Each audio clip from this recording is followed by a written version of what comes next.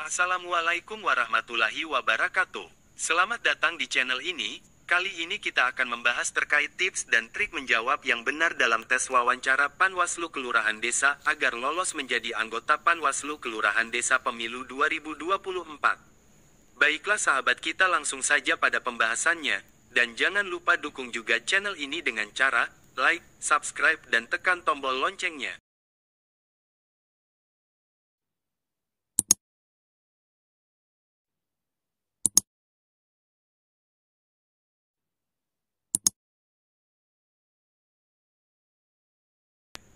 Satu. Sebelum Anda berangkat dari rumah ke tempat wawancara seleksi Panwaslu Kelurahan Desa, sebaiknya terlebih dahulu Anda berdoa kepada Tuhan Yang Maha Kuasa, dan meminta restu kepada orang tua Anda atau istri Anda untuk mengikuti tes tersebut. 2. Pada saat Anda telah sampai di tempat wawancara dan Anda diminta untuk masuk di ruang tes wawancara oleh panitia, Anda terlebih dahulu memperhatikan penampilan Anda. Jadi penampilan Anda haruslah terlihat rapi. Setelah itu, silakan Anda masuk dengan bersalam dan senyumlah kepada pewawancara dan silakan duduk dengan sopan. Jadi yang dimaksud duduk dengan sopan adalah hindari duduk dengan cara bersandar, dan kedua tangan Anda letakkan pada lutut Anda. Lalu kemudian Anda menjawab pertanyaan para pewawancara dengan tenang. Dan ketika Anda diwawancarai, Anda harus menatap pewawancara, jangan menoleh ke tempat lain, dan Anda usahakan fokus mendengarkan apa yang ditanyakan oleh pewawancara agar Anda bisa langsung mengerti pertanyaan. Nah, jika misalnya Anda tidak mengetahui jawaban dari pertanyaan, Anda jujur saja bilang belum mengetahui dan juga sampaikan bahwa saya akan pelajari yang saya belum ketahui.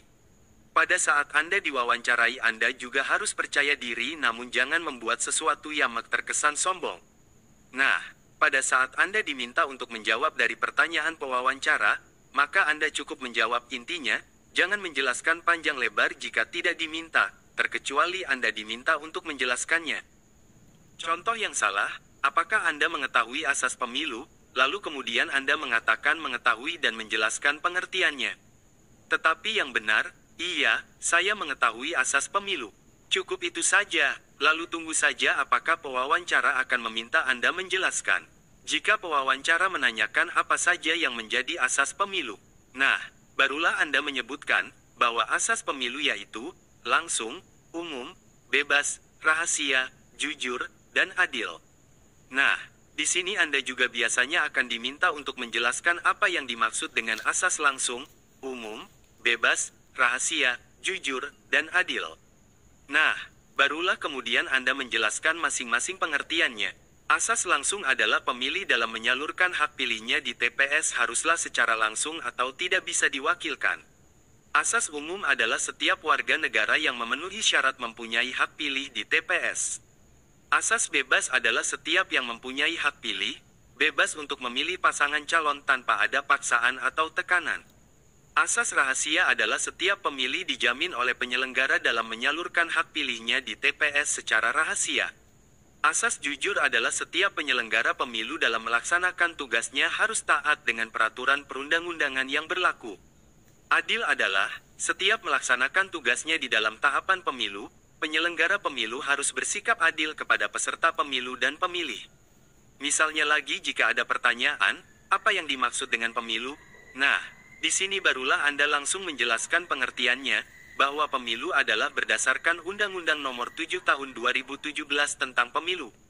Pemilu adalah sarana kedaulatan rakyat untuk memilih anggota DPR, anggota DPD, presiden dan wakil presiden, dan untuk memilih anggota DPRD yang dilaksanakan secara langsung, umum, bebas, rahasia, jujur, dan adil dalam Kesatuan Negara Republik Indonesia berdasarkan Pancasila dan Undang-Undang Dasar Negara Republik Indonesia tahun 1945. Jadi, dalam tes wawancara, Anda harus memperlihatkan sikap positif, dan juga dalam tes wawancara biasanya pertanyaan terkait loyalitas, integritas dalam bekerja. Selain itu, biasa juga ditanyakan terkait siapa saja yang dimaksud penyelenggara pemilu. Jadi penyelenggara pemilu adalah KPU, Bawaslu, dan Dewan Kehormatan Penyelenggara Pemilu. Jadi, ketika Anda ditanyakan terkait apa itu loyalitas dalam bekerja, maka Anda menjawab loyalitas dalam bekerja adalah kesetiaan kita kepada tugas, wewenang dan kewajiban kita sebagai Panwaslu Kelurahan Desa, dan juga setia kepada atasan sesuai dengan undang-undang yang berlaku. Integritas dalam bekerja adalah, kita harus mampu menjunjung tinggi kejujuran dalam menjalankan tugas, wewenang dan kewajiban kita sebagaimana yang telah kita ucapkan dalam sumpah atau janji jabatan kita.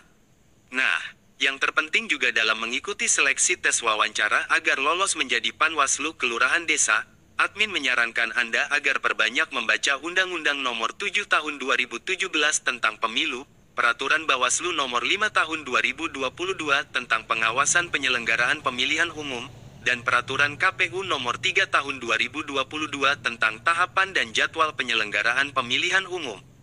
Jadi undang-undang dan peraturan Bawaslu tersebut dapat Anda buka di internet.